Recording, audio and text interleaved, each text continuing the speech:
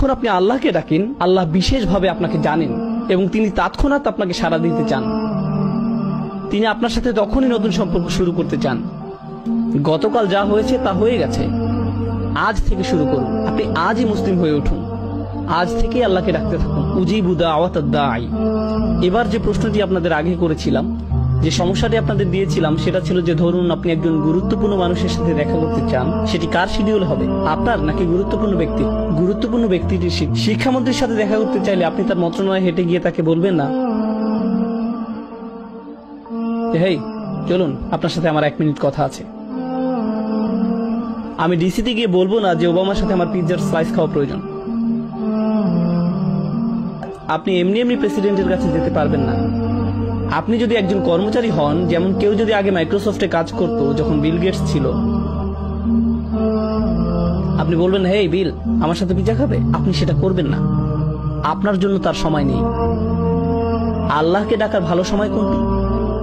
মানুষ বলে কোন সময়টি আল্লাহর কাছে দোয়া করার জন্য উত্তম, মানুষ তাই বলে। আর অবশ্যই আমরা রমজান নিয়ে কথা বলছি। তিনি কি বলেন এই ব্যাপারে? তিনি বলেন উজিবু দাওয়াতা দাঈ ইজা, যে কোনো সময় দাআনি, যখনই সে ডেকেছে, যখনই তুমি আমাকে ডাকবে তখনই আমি তোমাকে সাড়া দিব। সকালে ডাকো আমি সাড়া দিব, বিকেলে ডাকো আমি সাড়া দিব, ঘুমোতে যাওয়ার আগে ডাকো আমি সাড়া দিব। সুবহানাল্লাহ। এটি সম্পূর্ণ আয়াত নয়, এটি আয়াতের প্রথম অংশ। আমি তোমাকে সাড়া দিব যখনই তুমি আমাকে ডাকবে, এটি আল্লাহর আহ্বান। এটা কিভাবে হয় যে আমরা এই আহ্বানকে উপেক্ষা করে যাই? কিভাবে একজন মানুষ আল্লাহর বাণী শুনে দোয়া না করে থাকতে পারে? আমি বুঝতে পারি না। তারপর তিনি বলেন, এতক্ষণে আমি তোমাকে আহ্বান করলাম, আমার আহ্বান হলো আমি তোমার কাছেই আছি, আমি যে কোনো সময় তোমার ডাক শুনতে প্রস্তুত। যদিও তুমি একবার দোয়া করো, তারপরও আমি তোমার কথা শুনবো। দোয়া ছাড়া তোমার আর কোন ইসলামিক গুণ না থাকলেও আমি তা শুনব। তবে তোমার কি করা উচিত? আল্লাহ আপনার জন্য এত সব করছেন, আপনি তার জন্য কি করবেন? তিনি বলেন ফালিয়াস্তাজিবু লি। আগে 2টা শব্দের কথা বলেছিলাম, আজাবা আর ইস্তিজাবা। ইস্তিজাবা মানে হলো উত্তর দেওয়ার চেষ্টা করা। কেউ আমাকে বললো ভাই আপনার সাথে লাঞ্চ করতে চাই, আমি বলবো আমি সময় বের করতে চেষ্টা করব। আমি জানি না আমি এটা পারবো কিনা। চেষ্টা করার মানে আপনি সফল হতেও পারেন, আবার ব্যর্থও হতে পারেন। আল্লাহ বলেন ফালিয়াস্তাজিবু লি, তাদের অন্তত আমাকে সাড়া দেওয়ার চেষ্টা করা উচিত।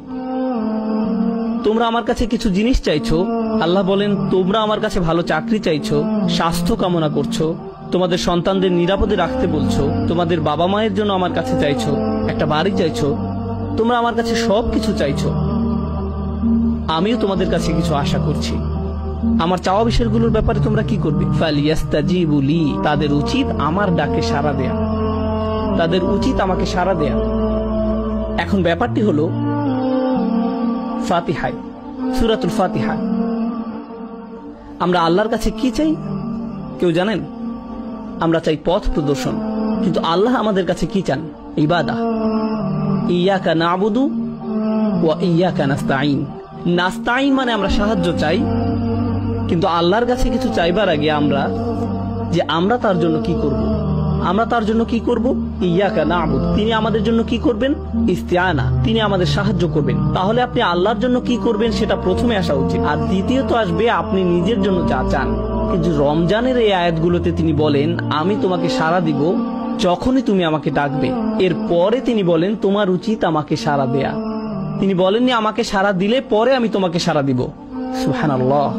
এমনকি তিনি নিজেকে দ্বিতীয় পজিশনে রেখেছেন, এবং এই আয়াতে প্রথমে রেখেছেন আপনাকে আর আমাকে, তিনি নিজেকে রেখেছেন দ্বিতীয় পজিশনে। ফালিয়াস্তাজিবু লি, তাদের উচিত আমার প্রতি সাড়া দেয়া, খাঁটে ঈমান আনা, আমাকে প্রকৃত রূপে বিশ্বাস করা তাদের উচিত।